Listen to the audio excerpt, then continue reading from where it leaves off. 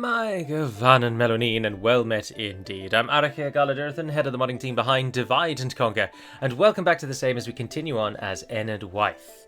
In the last episode, or possibly the one before actually, but in the last set of episodes, we went up against Duneard. They finally attacked us. We were able to kick Rohan out of Enedwaith, however, with a successful capture of Bregnas, and Rohan are now fighting with Isengard again, over in the Gap of Rohan. They are no longer really our concern, unless Isengard gets overwhelmed by this large force here. You can see Isengard has taken Foldberg, and for a brief time they did take Eisenrun, but sadly they lost it again to this large Rohirric force. Gamling is doing all he can to keep Rohan relevant. We have taken the opportunity to try and strike at Duneard very quickly. Cut the head off the snake is the suitable real-life analogy. We are shipping troops up to reinforce Vile, and then we will move out from there to try and hit Duneard and take their 3 core provinces before they can muster their forces on the northern side of the Gwathlo. Now, on the northern side of the Gwathlo, we have assistance from our staunch and firm allies, the Bree Land and the Dunedain, both of whom are crushing in on Duneard from the north. So we're just trying to erase Duneard as quickly as we can to reform our nation into the glorious Kingdom of Athamor. And then we'll get our victory conditions and we'll go from there. So that is where we are. Now, one thing I do want to just mention, because it's going to surprise and shock you all, and I'm also really chuffed that I did it. The last few times we've done a live stream, YouTube has copyright claimed my videos because I changed the music in the mod for YouTube only some time ago to be all copyright-free music. Only on YouTube. So when you play DaC, it has Lord of the Rings music. But for me, I've changed it all. This is something you're all well aware of. What I foolishly did not do, and never thought it would really be a problem, was I didn't change the end turn sounds. So when you click end turn, a small jingle plays. Now, up until this weekend, that jingle was always a snippet from a Lord of the Rings song. And unfortunately, if I didn't talk loud enough over that end turn time, YouTube would copyright claim the video. So I have taken the opportunity to swap out and replace the end turn jingles with 8 pieces of my favourite jingles from a certain medium. And I will leave it all up to you guys to work out where you think the music is coming from. It should be blatantly obvious, to anybody who listens. But my primary reason for telling you all this is please do say if it is too loud, because I haven't properly listened to it back yet. And it might be that the jingles, the maximum one I think is 10 seconds and the shortest one is 5 seconds, so that they're nothing extreme. But if it's loud, it's off-putting, isn't it? And you don't want to hear it. So do let me know if the end turn jingles are too loud, and also please do let me know if you can guess where they're from, and more accurately, specifically where they are from. And to whom they are attributed to is a follow-up to that. Right, turning our attention back to Enedwaith then, let us go about our business. Duneard is being besieged. We have 8 turns until that falls. We might attack it when Brog arise and can join Donchaith, and then we maybe will attack them. And of course we've got the reinforcements on the river coming up to support Vile, but otherwise I think we can end the turn. Yes, my lord. He's moving up there to get spying information. He is spying, and he is spying. We could probably do with another spy to go and look at Tharbad. Can we train another spy? No, we've reached the limit for spies, but we could get another diplomat. And for the spying purpose, diplomat is fine. Diplomats cost a certain amount of gold, and it tells you somewhere. But I can't quite remember where it tells you what their upkeep is. Did it tell you in the recruitment scroll? 50, there we are. Yeah, spies are actually more, so diplomats arguably are better spies if you just need attention on one specific location. It's funny, because in Warhammer 2, I essentially ignore agents and spies. And it's playing. If anything, I think it's probably too quiet, because I've just had to turn it up to even hear it. But anyway, in Warhammer 2, I essentially ignore spies, and that has been much to my detriment, particularly in the latest episode that I uploaded, where sadly Thulas lost her life because I foolishly did not scout out the Skaven armies that were around Llanhwapec. And one of our greatest sorceresses has died. Now, she may not have died, because you can sometimes call them back in Warhammer 2, can't you? They get wounded instead of died, so we shall see. But in Medieval 2, I use spies quite frequently, actually. So I should try and carry that over to other things. Something else that I've done, which may... I'll be interested to see how much of an effect it has, is I have turned down the specific building destruction sound in the hope that that will actually have an effect. So hopefully buildings will no longer rip your eardrums out when I destroy them. But that one remains to be seen. But I think the end turn one is probably a touch too quiet, if anything. But quiet isn't the end of the world, it's only the end turn jingle. But I'd happily turn them up because I like them. Right, we've merged our army there. They're going to go for 7 turns, but I just don't think we want to let them go for 7 turns. We've got reasonably good forces to assault. I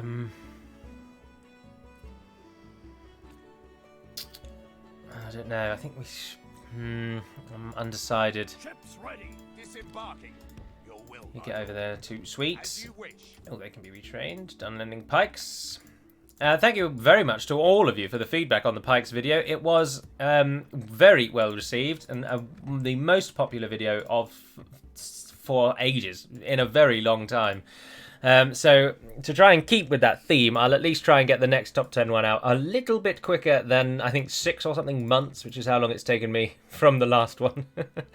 So we'll try and record the other one a touch quicker. Your orders, my lord. Kruion, why am I sending you up to that fort?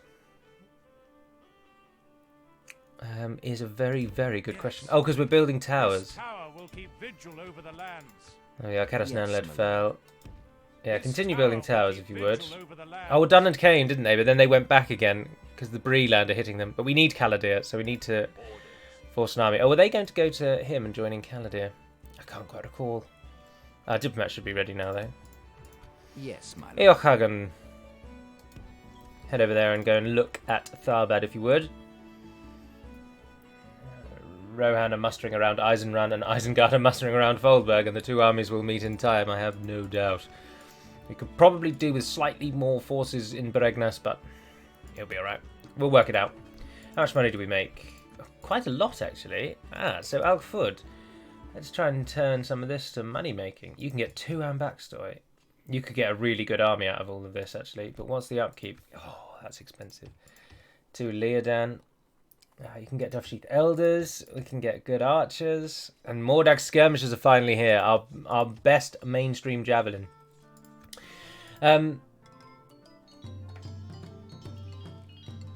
Something that is also happening in the background is Hummingbird and I were in discussion over the weekend about Javelins, and obviously many people are of the belief that Javelins, generally speaking, are still a little underwhelming. And I completely agree. Their animation is so slow that even though they are actually quite powerful when they throw them, Javelins, they take so long to do it that often you only get maybe 1 volley off, 2 if you're lucky, before the enemy hits you. So something that Hummingbird is thinking of doing is making all tier 2 and above Javelins armor piercing, regardless of who they are, which nation they're with. And the other thing I think that we should do is increase the range on the tier 2 Javelins. So tier 1 Javelins, so trash tier Javelins, will remain not really all that useful. The Javelin is a nice little addition, but they'll still be essentially trash units. But the tier 2 ones will now have a longer range and be armor piercing, so that hopefully they can get an extra volley off before they go down, before the enemy meets them. And also they'll now actually do substantially more damage with the actual Javelin. So we're trying to counter the bad animation, basically. We're dealing with the animation as best we can with the tools we have available to us. Good job that's not the end turn button, because I almost clicked it. We can get 2 Dovesheath from there as well. Because Dolvorn is where they come from. The Great Circle of the Dovesheath. I don't think we've read about that one, have we? Oh, yeah, no, I think we have. Yeah. Yeah, we have. Buzzradum doesn't like me. Can I do anything about that? Not really. I don't know why they can be retrained. We've got a blacksmith or something here. Oh, the Hunters Guild. Allows retraining of archers because it speeds up recruitment of archers. Right, he's arrived there. Duneard is sending an army. And it can get there in a turn. So I think we've got a turn at most. So we really need to distract Duneard's attention with a bigger and better army. But the army in here isn't bigger or better. It's bigger, but maybe not better. I'd love to take Tharbad, to be honest. Your orders. Let's send him up to Tomorrow's Tharbad. journey Oh, planned. no way. Yes, my lord. Tharbad has fallen to Bree. Oh, Dunland, please take that back. Orders. I really need Duneard to take that back, so I don't want to get involved until they've reclaimed Tharbad, because we need Tharbad, and I don't want to have to attack Bree to get Your it. orders, my lord. That's terribly disappointing. Oh dear, I'm tempted to move the army up to the fort. In fact, I think I will do. My lord. So we're going to claim this fort and Orders. send the force up there.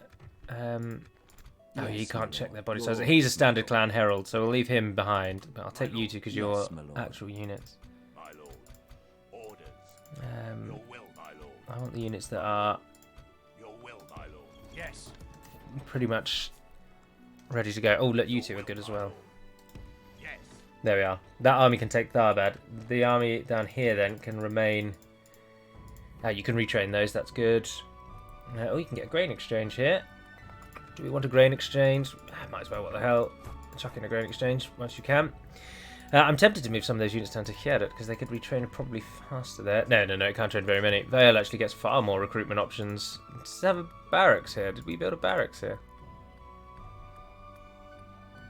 No. Oh, this is the seat of the Mordag, of course. So it gives both Mordag units, that's why. Of course. Right, yeah, let's hope Duneard can take Tharbad back, and then we'll nip in and get that, which means the Duneard army, I think actually it might be an idea for Latharn to come down and hit us, and then we can deal with him and the garrison in one and take the city without having to storm the walls, which is always Your helpful. orders, my lord. I think that's probably our best bet. Here we go again, we're going to end the turn.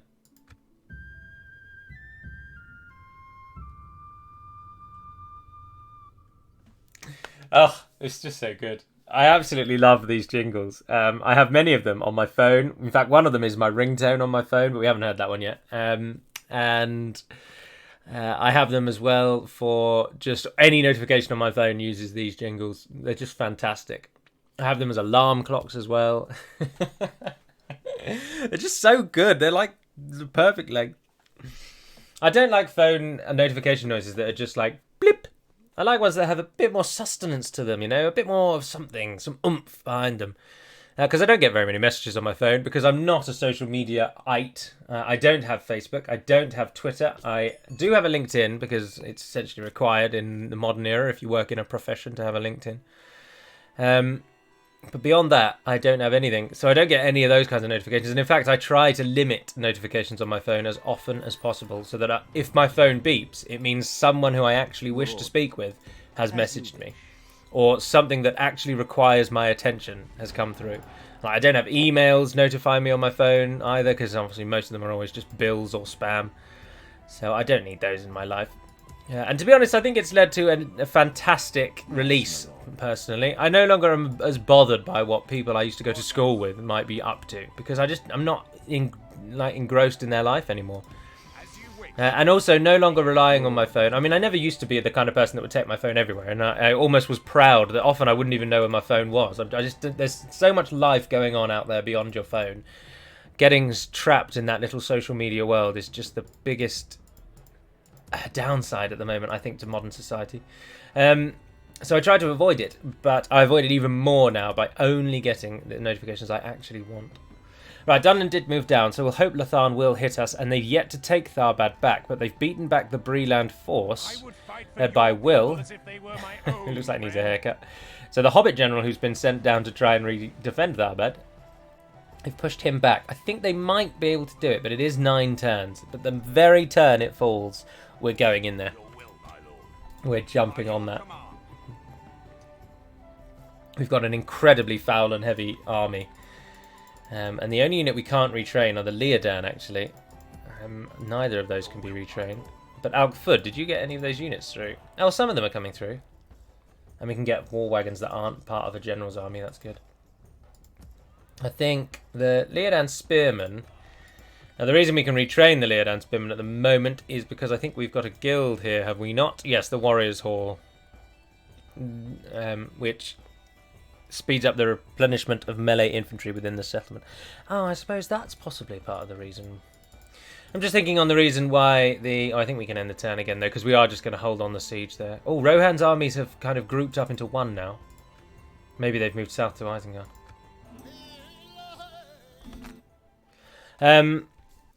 What was I going to say? Yes, we removed the AOR retraining building because it was causing crashes, and at the moment we don't have the time or inclination to delve deep into why it's causing crashes, so we just gutted it. And I think one of the problems is possibly the fact that that guild hall does very much what the AOR building actually did. So the overlap of those two may have been a stress on the system, but I don't know. Aha, yes, standard of attack. This is what we were expecting would happen. Captain Lethard. Now, we aren't really outnumbered. It's essentially 1-to-1. They have 300 more people than us, but that won't make a difference.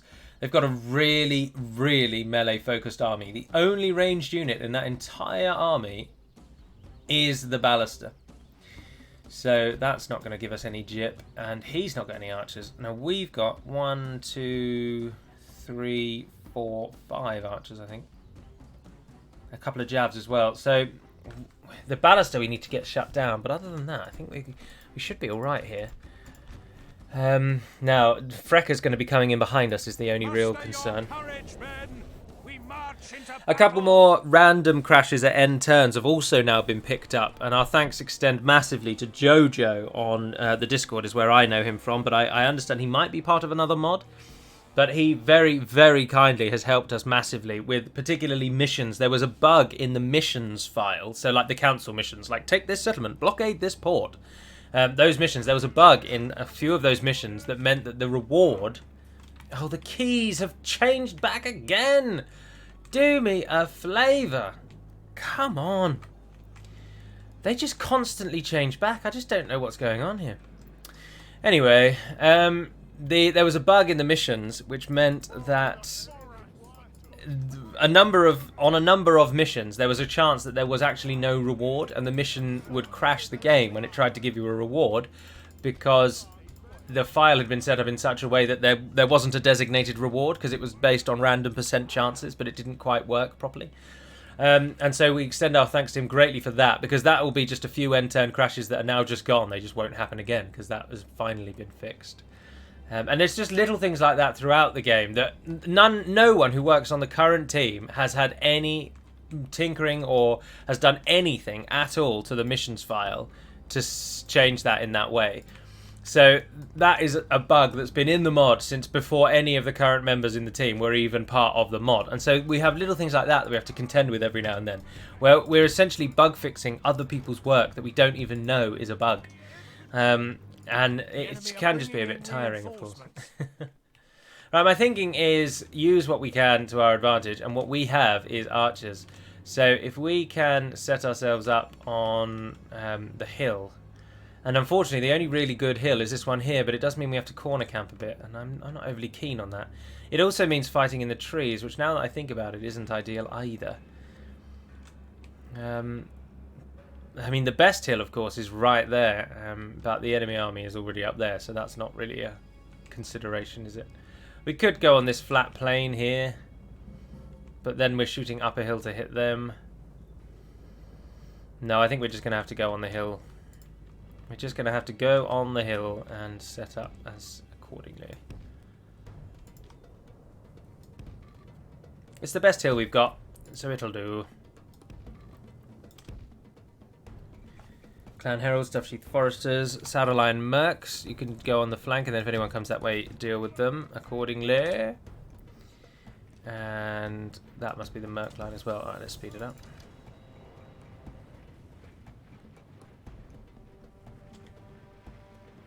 Alright. Must remember to edit the keys again at the end of this video. Just stop them changing back.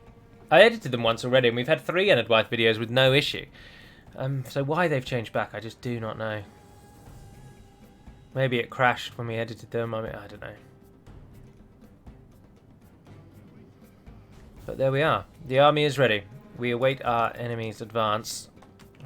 We have no real choice but to endure the Ballista's attacks, I'm afraid, because we just do not have ranged units to stop them, and we do not have the mobility to get a unit out there to stop them. So they are going to shoot at us, and we have very little we can do to stop them. And of course they have ballista crews in both armies that are attacking us. But we have to maintain our stalwart defensive line because we have a headload of archers.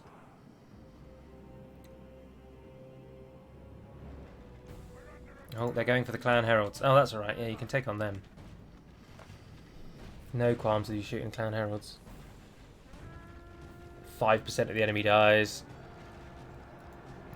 They've really tried to flank. Look at that. They've gone hard down on that left-hand side.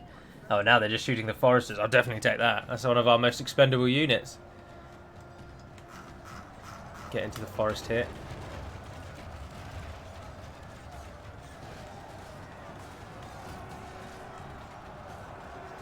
Circles of line. The entire front line is engaged now, isn't it, actually? Yeah.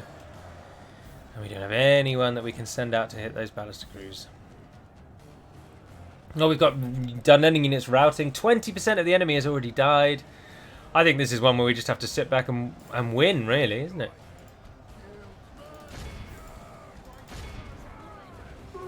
Charge in, you might as well. Alright, we have got one unit that's kind of free.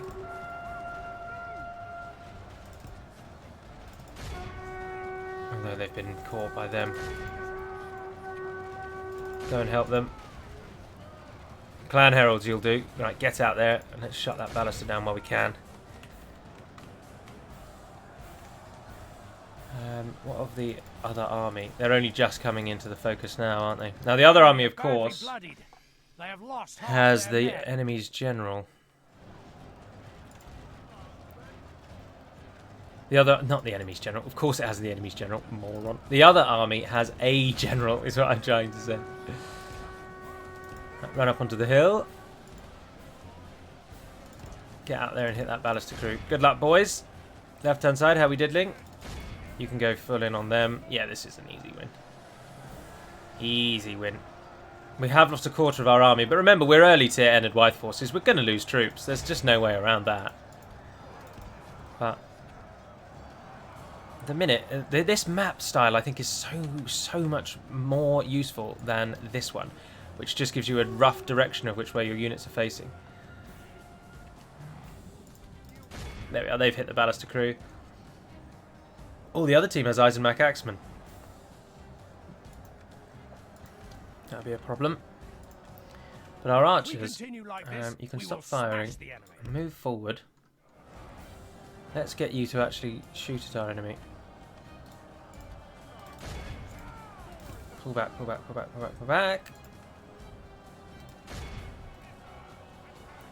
Shoot those axemen. Give them what for.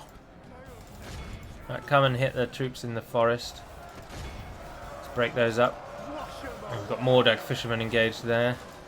And we've got Mohaini Tauta up against Danish axemen, but those axemen will break. Oh, we didn't even bother getting the sellswords involved after all that. Oh, just as the Tauta come down the hill.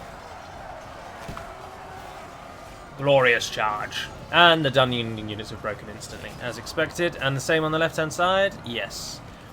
Okay, so there are still some units out there that are fighting on. Particularly these ones right in front of us. You can fire at whatever you like now. Oh, our general is up against Eisenmach Axemen. He's not going to like that. Eisenmach Axemen are very good. The enemy general lies dead. Right, an enemy captain has died. Not the real general. And look, those ballista crews are actually targeting our actual general. Get Dunkaith out of there. They're not actually targeting him, but because they were shooting the Kefai huntsman, they were hitting right around where he would be. That Dunending warband was going to give us grief, actually. Right, is the right-hand side one now? Everyone over here except the sellswords. Yeah, it looks like everyone you're fighting is gone. Yes, they have. So, let's run you forwards. Let's speed this up as well, because this is over now. Go and shut down that ballista crew. No, do go and help the clan heralds. The battle is very much Where's... in our favor. Victory will be ours. Where's the general? Is he just scarpered? No, that's the ballista crew. Oh, bugger. We are going to lose him.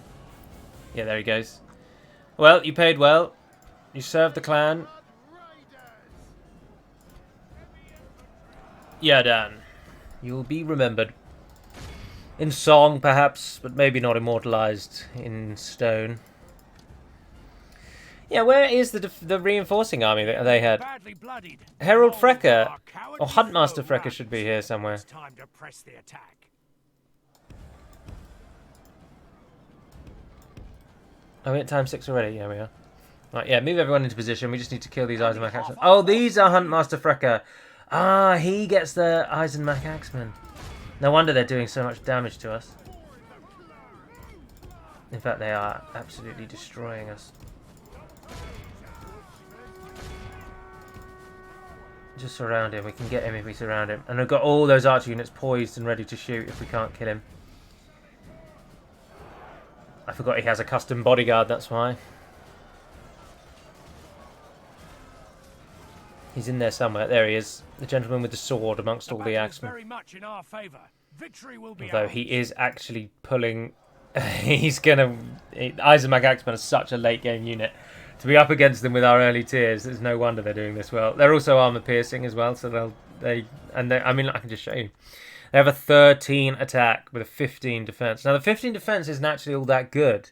Our Foul and Border Guards have a 13 defense, but of course that 13 attack that they are blessed with is very difficult to contend with, and they frighten enemies that fight against them, and they're armor piercing. They are a good unit, and you'll remember they made it onto the top 10 strike infantry list. Actually, they were a very cost-effective strike infantry for their tier, and they punched well above their weight.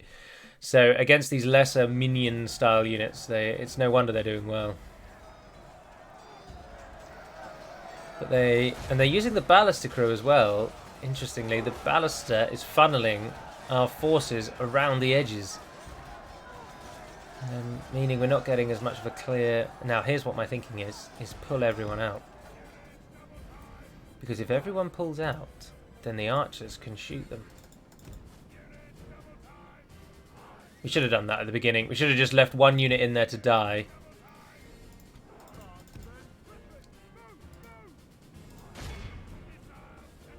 I do not care if we kill some of our own. I want as many of these axemen taken down before they actually meet our line again.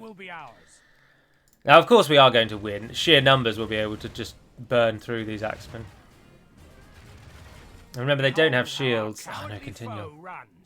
It's time to press the attack. Go on, someone kill him. Someone kill him. If Frecker lives... Oh, he's going to live. He's going to survive. Are you quicker than him? Go on, boys.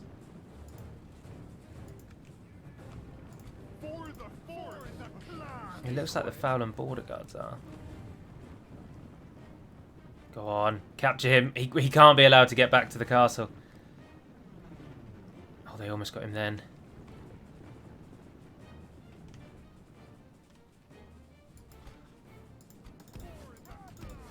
You're getting in each other's way a bit.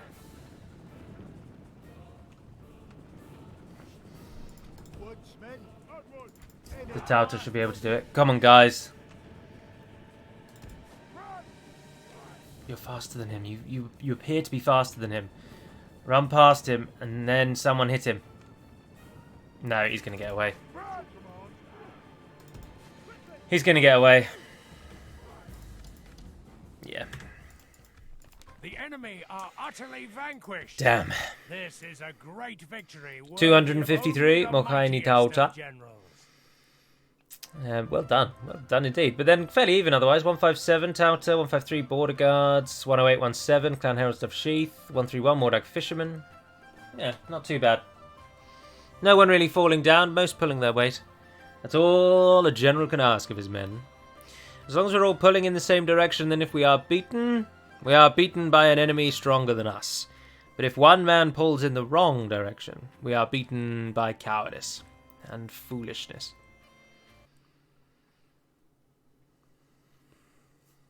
Are they pulling in the wrong direction because their pockets are filled with enemy coin?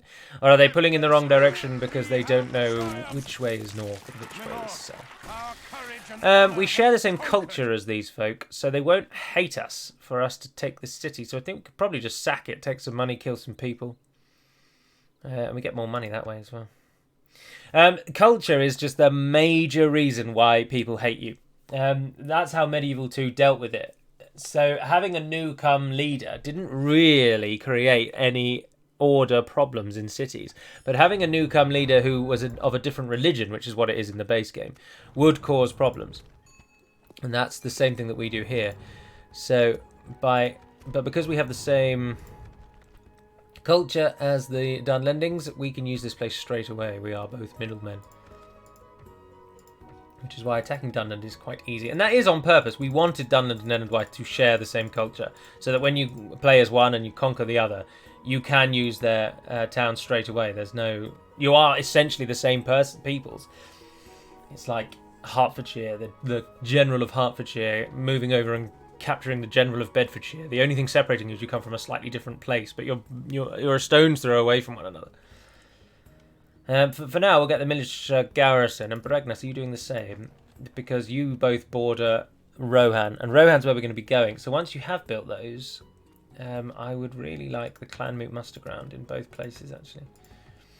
We can recruit a fair few, because we've got a fair few buildings. Is there anything we can't use from Dunland? We can't use their barracks, because we have our own. So if we do have a barracks, ancillary training grounds, there we are, we can't use that. Oh, the chicken farming building, by the way, has now also been extended to all castles in the game. All 3 tiers of that building can now be built in castles, whereas previously only the first tier could. Whereas now all 3 tiers can. And also it's been extended to all human factions. So the only nations that didn't have it were Rune, Kand, Harad, and the Ardenian, but they now all get it. So as orcs and dwarves, you cannot increase your culture, increase the population in castles the standard way. Dwarves need mines to increase their population anyway, in towns or castles. So they already had a population growth building. And to be honest, orcs just don't really need it. They can't upgrade castles anyway, so there's no point giving them a population growth building, to be frank. Right, an actual army of quite good units is being trained. We'll train a general to lead them down here in Alkford.